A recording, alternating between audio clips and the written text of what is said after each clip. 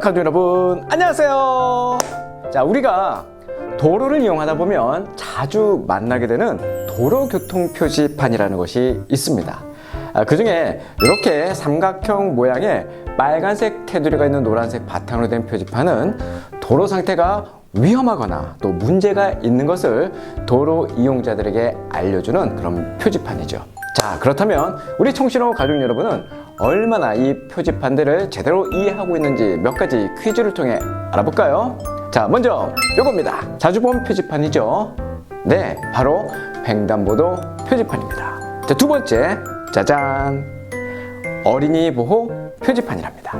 세 번째, 짜잔, 이거 뭘까요? 자, 이것은 길이가 긴 다리에 가로로 부는 바람, 즉 횡풍을 알려주는 그런 표지판이에요. 자, 네 번째입니다. 짜잔, 터널이 있다는 표지판이고요. 자, 마지막으로 하나만 더 해볼까요? 짜잔. 자, 이 표지판이 의미하는 것은 과연 무엇일까요? 이 표지판은 앞에 장애물이 있으니 우측으로 통행하세요 라고 말하는 그런 표지판입니다. 장애물. 자, 우리가 가는 길 앞을 떡하니 가로막아서 거치적거리게 하는 사물을 일컫는 말을 우리는 장애물이라고 하는데요. 옆으로 피해 가거나 아니면 반대로 돌아가거나 하게 되는 이 귀찮고 힘든 존재, 바로 장애물 입니다. 자, 그런데 이렇게 귀찮고 힘들기까지 한 장애물을 일부러 설치해놓고 위로 뛰어넘는 그런 스포츠가 있습니다. 자, 올림픽 육상 경기 중에서 트랙 경기 중에 하나인 110m 그리고 400m 두 종목의 허들 경주가 바로 그것인데요. 자, 이 허들 경주는 정해진 거리에 똑같은 간격으로 배치를 해놓은 그 허들을 번쩍번쩍 뛰어넘으면서 각 레인별 10개씩 달리는 육상 경기입니다. 스피드, 그리고 뛰어오르는 힘, 리듬 감각을 바탕으로 해서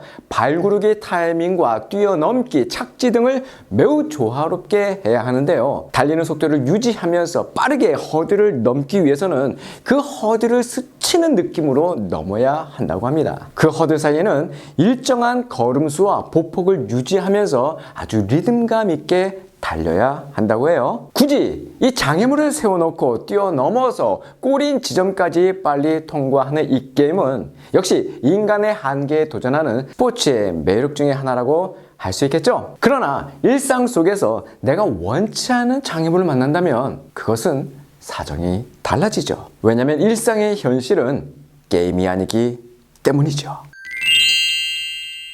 여러분, 혹시 샴쌍둥이라고 들어보셨나요? 두 사람이 한 몸을 공유하는 형태로 태어난 그런 쌍둥이를 샴쌍둥이라고 합니다. 결합쌍생아라고도 하는데 한 몸을 공유하는 경우도 있고 몸은 둘인데 신체 일부가 붙어서 있는 경우도 있습니다. 이 샴쌍둥이라는 명칭은 태국의 옛 이름 시암에서 따온 것으로 태국의 벙커 형제가 서커스에서 일할 당시의 명칭이 유명해져서 일반 명사처럼 굳어지게 된 거지요. 샴쌍둥이의 발생 확률은 약 20만 분의 1이라고 하고 그중 절반은 안타깝게도 사산된다고 합니다. 둘 다 멀쩡하게 태어난다고 해도 수명은 보통 사람보다 훨씬 짧은 편이라고 합니다. 태어나면서 몸에 장애를 안고 태어난 이들처럼 인생의 장애물을 만난 사람이 또한 어디 있을까요?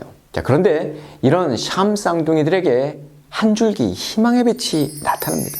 의사로서 가히 신의 손이라는 찬사를 받으며 세계 최초로 샴쌍둥이 분리수술에 성공한 바로 벤 카슨이라는 사람입니다. 그는 의사로서 세계적인 명성을 얻었을 뿐만 아니라 미국 대통령 후보 경선까지 출마한 정치인까지 됩니다. 그는 찢어질 듯 가난한 집에서 흑인으로 태어났습니다. 벤 카슨의 아버지는 가정 같은 건 돌보지 않은 채 외도나 하는 막장 인간이었대요. 이혼한 홀어머니와 함께 형과 같이 지낸 벤 카슨은 어린 시절 공부에는 관심이 없고 나쁜 친구와 어울려서 주먹질이나 했던 그런 불량아였다고 합니다. 한 번은 그가 15살 때 같은 또래의 백인 소년을 칼로 찌른 사건이 있었어요. 다행히 그 칼날은 백인 소년의 허리띠 금속 버클에 부딪히면서 부러졌습니다. 벤 카슨은 자신의 이 급한 성격과 폭력성 때문에 늘 좌절하고 무기력했다고 합니다. 또한 어느 날 벤카스는 인종차별이 매우 심했던 백인 선생님에게 큰 상처를 받게 됩니다. 벤카스는 피부 색깔로 이렇게 차별을 받게 되면서 자기 자신을 또한 세상을 향해서 이렇게 원망했습니다. 빌어먹을 놈의 세상. 열심히 해봐야 내가 무슨 소용이 있겠어. 흑인은 아무리 실력이 있어도 이 인정을 받지 못하는 이 사회. 벤카스는 그 사회를 원망하며 자기 자신을 원망하며 가정을 원망하며 계속해서 불량 청소년들과 어울려 다녔습니다. 결손 가정과 인종차별, 결코 뛰어넘을 수 없을 것 같은 이 장애물 앞에 서 있는 벤카슨. 그 얼음장과 같은 차가운 현실 앞에서 털덜 떨고 있는 그에게 자신의 어깨를 내어주며 체온을 나눠준 한 사람이 있었습니다. 바로 벤카슨의 어머니였습니다. 어머니 소니아 카슨은 아들 앞에 놓여져 있는 그 높고 차가운 그 장애물 앞에서 끝까지 아들을 부둥켜 안고 함께 그 자리를 지켜주었어요. 어머니의 끊임없는 설득 끝에 벤카슨은 공부를 시작합니다. 그리고 그 노력 끝에 예일대학교 심리학과와 또 미시간대학교 의대에서 공부를 하게 됩니다. 졸업 후에는 33세의 나이에 존스 홉킨스 대학교의 최연소이자 흑인 최초 소아신경과 과장이 됩니다. 그래서 벤카슨은 마침내 샴 쌍둥이 분리수술에 최초로 성공한 세계적인 명의가 되죠. 그의 일대기가 TV 드라마로 제작되기도 하고 2014년 갤럽 조사에서는 미국인들에게 가장 존경받는 인물들 중 역대 대통령과 교황에 이어서 6위에 집계됩니다. 수많은 인생의 장애물을 장애물로 끝내지 않고 오히려 디딤돌로 삼은 이 벤카슨은 많은 이들에게 허들의 의미를 새롭게 일깨워주게 됩니다. 미국 고등학교 풋볼 선수들의 프리게임에 허들이라는 것이 있습니다. 주로 운동 경기에서 선수들의 단합을 다지기 위해서 경기 직전 어깨 동무하면서 모인 뒤에 구호를 외치면서 파이팅을 다지는 행동인데요. 잠깐 영상으로 보실까요?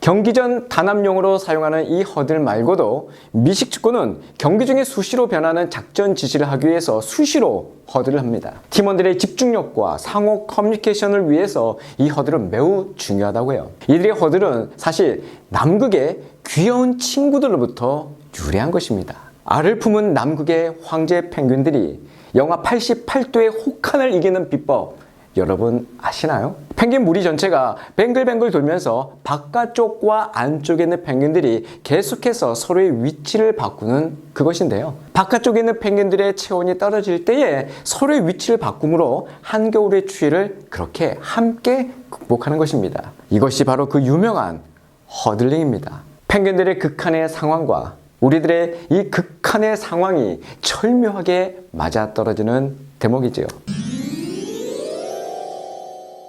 열심히 뛴다고 뛰었는데 원하지 않는 인생의 장애물인 허들이 내 앞에 나타나면 너무나 당혹스럽습니다. 그것도 한두 개가 아니라 여러 개 연거푸 나타나면 정말 숨이 멎을 것 같죠. 분명히 내 인생에 거추장스럽게 걸리거나 내 인생을 가로막는 거침돌입니다. 그런 거침돌 취급받는 돌이 하나 있었는데요. 그 돌은 심지어 건축자들이 버린 돌이었습니다. 사람들의 발에 채이고 침뱉음을 당한 그런 돌이었죠. 사람들은 그 돌이 자신이 평생 세워야 할 자신의 집의 머릿돌이 될 줄을 전혀 몰랐습니다. 사도행전 4장 11절에 예수는 너희 건축자들의 버린 돌로서 집 모퉁이의 머릿돌이 되었느니라. 건축자들이 버린 그 돌은 바로 예수님이에요. 상호라면 내 앞에 놓여있는 이 수많은 허들들이 거추장스럽고 내 앞을 가로막는 듯한 그런 막막함이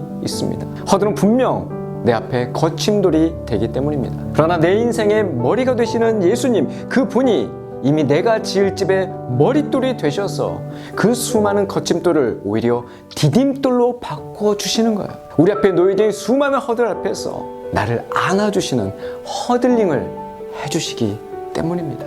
자기 아들을 아끼지 않으시고 우리 모두를 위해서 내어주신 분께서 어떻게 모든 것을 우리에게 은혜로 주시지 않겠습니까? 우리는 하나님을 사랑하는 사람들, 곧 그분의 뜻을 따라 부르심을 받은 사람들입니다. 그래서 우리는 모든 것이 합력하여 선을 이룰 줄을 압니다. 여러분, 장애물이요, 허들이요, 애당초 우리 그리스도인들에게는 장애물은 없습니다. 시편 119편 165절입니다. 주의 법을 사랑하는 자에게는 큰 평안이 있으니 그들에게는 장애물이 없으리다. 청취자 가족 여러분, 다음 시간에 만나요.